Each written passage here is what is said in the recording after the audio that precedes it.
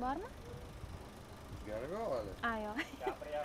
Kursantlar bilan birgalikda hozir yuqoridan pastga tushish mashg'ulotini men ham bajarib ko'raman. Birinchi marotaba.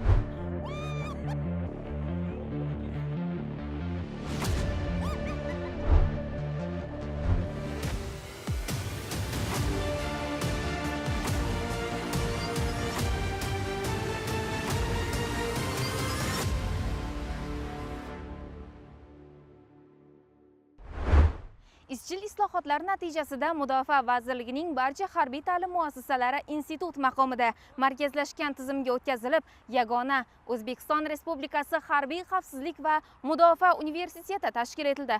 Dasturimizdan uzoqlashmaysiz, lavhamiz davomida yangi universitetning ta'lim tizimi haqida hikoya qilamiz. Mamlakatimizning tayanch oliy harbiy ta'lim dargohi qo'shinlarimiz saflariga qo'mondonlik ofitser kadrlarini tayyorlab kelmoqda. Bu salobatli universitetning ichki muhiti haqiqiy harbiylikka xos. Tartib qoida ustuvor, zamonaviy bilim olishga chuqurlashtirilgan shart-sharoitlar. Bir so'z bilan aytganda, zabardast va o'ktam yurt posbonlari olami.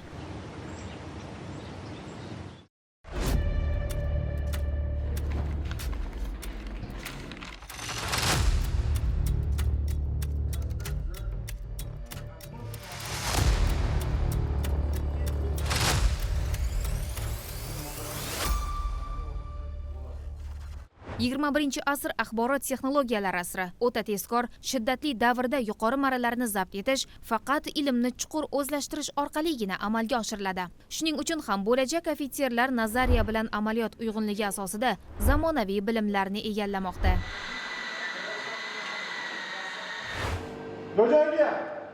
Albatta, mardlik va jasurlik xalqimiz o'g'lonlariga xos fazilat. Buni o'ziga shior deb bilgan kursantlar o'quv trenajyorida amaliy ko'nikmalarni mustahkamlayapti.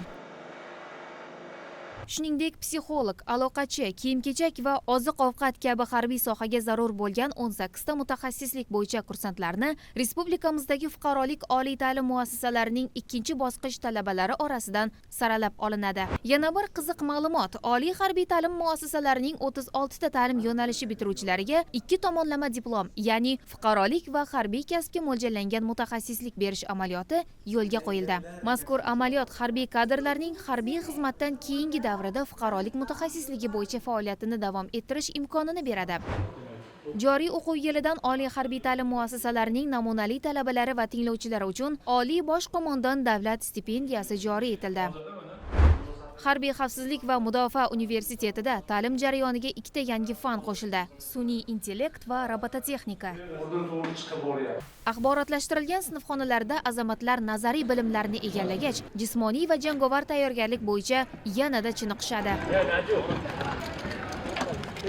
Iqtidorli kursantlarni qo'llab-quvvatlash, ilm-fan, sport, jismoniy tayyorgarlik va jangovar shayligini oshirish borasida mazkur yangi universitet harbiy ta'limning lokomotivi hamdir.